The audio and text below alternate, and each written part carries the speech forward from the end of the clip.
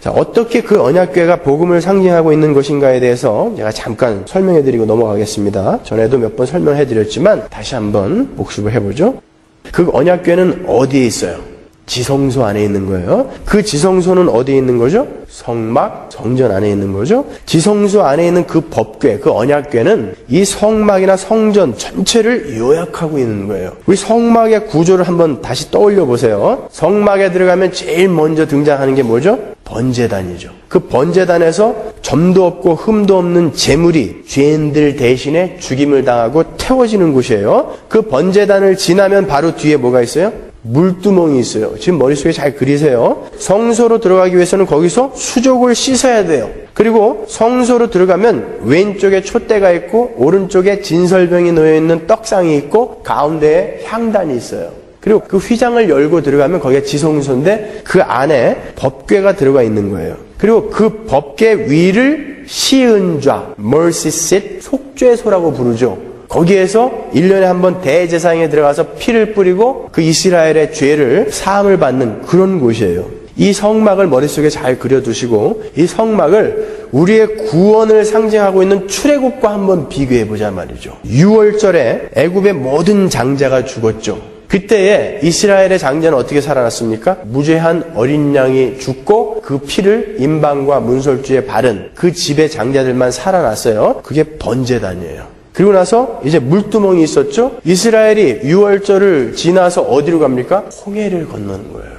우리가 홍해 하면은 고린도전서 10장에서 수십 번 살폈지만 그 홍해를 걷는 것을 세례라고 그러죠. 10장 2절에서.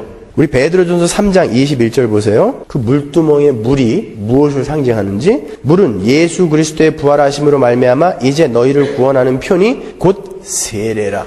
육체의 더러운 것을 제하여버림이 아니요 오직 선한 양심이 하나님을 향하여 찾아가는 것이라. 그러니까 그 홍해를 건넌 게 뭐예요? 물두멍을 지나가는 거예요.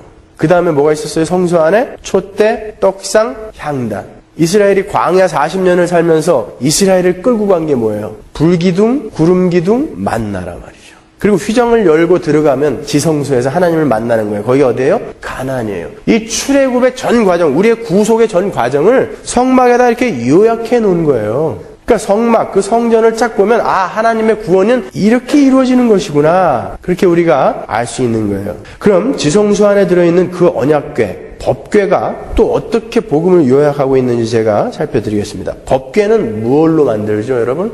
조각목으로 만들어요. 그리고 그 위에 금을 씌운다고요. 하나님께서 법궤를 만들 때 궤는 조각목으로 만들고 그 위에 금을 입히라고 하세요. 조각목이라는 것은 아무짝에도 쓸데없는 나무, 쓸모없는 나무를 이야기하는 거예요. 그것으로 궤를 만들고 그 위에 금을 입히라는 것은 우리의 죄를 씻기 위해서 이 땅에 오실 예수 그리스도의 이중적 인성과 신성을 이야기하는 거예요. 그분은 아주 쓸모없는 것 같은 인간으로 이 땅에 오실 것이지만 그분은 영원한 신성을 갖고 계신 영광의 하나님이시라는 것을 나타내는 거예요. 그래서 그분이 죄를 속하실 것이다 라는 것을 보여주는 게 법궤란 말이죠. 그 법궤 안에 뭐가 들어있었죠? 십계명 돌판, 만나 항아리, 아론의 쌍난 지팡이. 그죠? 그것들이 가리키는 것은 곧 율법, 그리고 그 율법에 의해 죽을 수밖에 없는 인간들의 불가능함, 실패를 나타내는 것이 그 안에 들어있는 내용물들이에요. 법궤는 그 율법과 율법 아래 놓인 죄인들을 예수님께서 감싸 안고 계시는 모습이에요.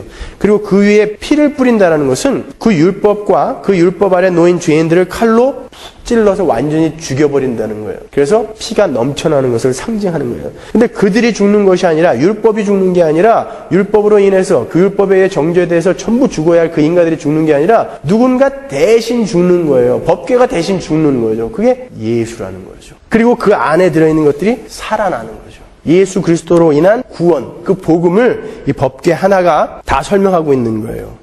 하나님은 우리의 죄를 내려다보고 계세요. 그런데 예수 그리스도, 점도 없고 흠 없는 제물의 피가 쏟아짐으로 해서 하나님이 우리를 그 예수로만 보는 거예요. 법궤에서 그룹이 이렇게 아래를 내려다보고 있죠? 우리를 내려다보고 있는 거예요. 그런데 거기다가 피를 뿌려서 이제 하나님이 여러분을 보실 때 그 예수로 보시는 거예요. 우리가 빨간 안경을 쓰면 전부 빨간 것으로 보이는 것처럼 예수라는 안경을 쓰시고 하나님이 우리를 바라보시기 때문에 여러분이 아무리 못된 짓을 앞으로 저지른다고 할지라도, 어제도 오늘 아침에도 우리 저지르고 왔지만 하나님은 여러분을 예수로 보시는 거예요.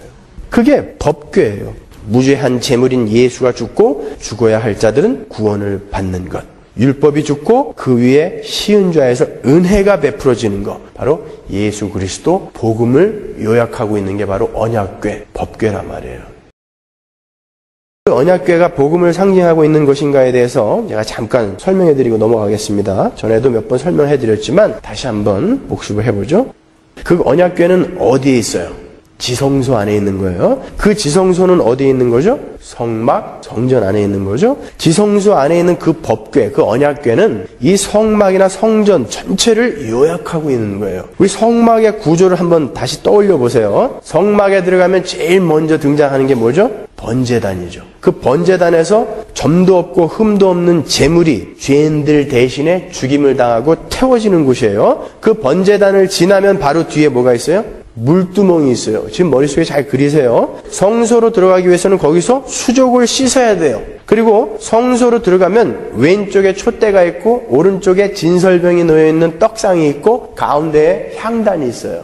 그리고 그 휘장을 열고 들어가면 거기가 지성소인데 그 안에 법궤가 들어가 있는 거예요. 그리고 그 법궤 위를 시은좌, mercy seat, 속죄소라고 부르죠. 거기에서 1년에 한 번 대제사장에 들어가서 피를 뿌리고 그 이스라엘의 죄를 사함을 받는 그런 곳이에요.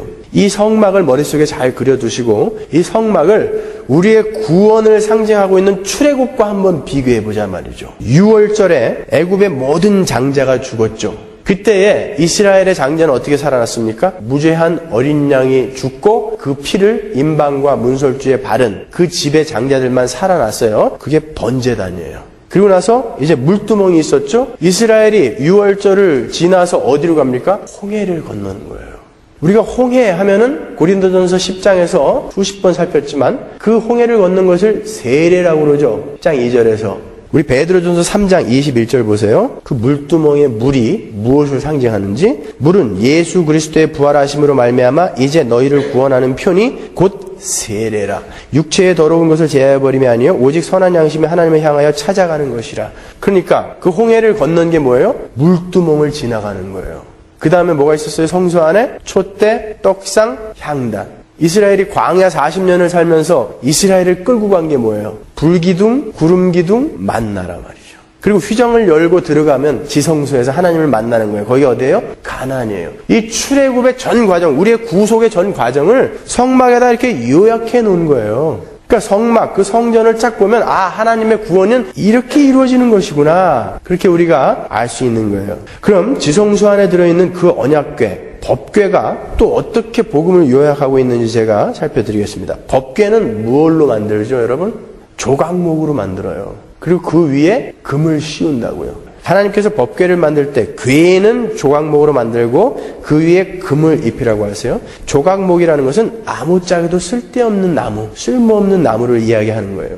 그것으로 궤를 만들고 그 위에 금을 입히라는 것은 우리의 죄를 씻기 위해서 이 땅에 오실 예수 그리스도의 이중적 인성과 신성을 이야기하는 거예요. 그분은 아주 쓸모없는 것 같은 인간으로 이 땅에 오실 것이지만 그분은 영원한 신성을 갖고 계신 영광의 하나님이시라는 것을 나타내는 거예요. 그래서 그분이 죄를 속하실 것이다 라는 것을 보여주는 게 법궤란 말이죠. 그 법궤 안에 뭐가 들어있었죠? 십계명 돌판, 만나 항아리, 아론의 쌍난 지팡이. 그죠? 그것들이 가리키는 것은 곧 율법, 그리고 그 율법에 의해 죽을 수밖에 없는 인간들의 불가능함, 실패를 나타내는 것이 그 안에 들어있는 내용물들이에요. 법궤는 그 율법과 율법 아래 놓인 죄인들을 예수님께서 감싸 안고 계시는 모습이에요.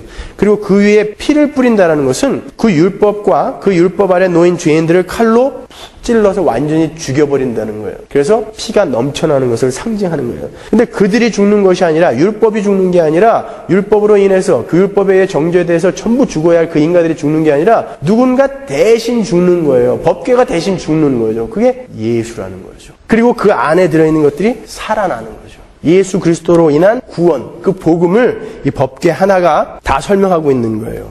하나님은 우리의 죄를 내려다보고 계세요. 그런데 예수 그리스도 점도 없고 흠 없는 제물의 피가 쏟아짐으로 해서 하나님이 우리를 그 예수로만 보는 거예요. 법궤에서 그룹이 이렇게 아래를 내려다보고 있죠? 우리를 내려다보고 있는 거예요. 그런데 거기다가 피를 뿌려서 이제 하나님이 여러분을 보실 때 그 예수로 보시는 거예요. 우리가 빨간 안경을 쓰면 전부 빨간 것으로 보이는 것처럼 예수라는 안경을 쓰시고 하나님이 우리를 바라보시기 때문에 여러분이 아무리 못된 짓을 앞으로 저지른다고 할지라도 어제도 오늘 아침에도 우리 저지르고 왔지만 하나님은 여러분을 예수로 보시는 거예요.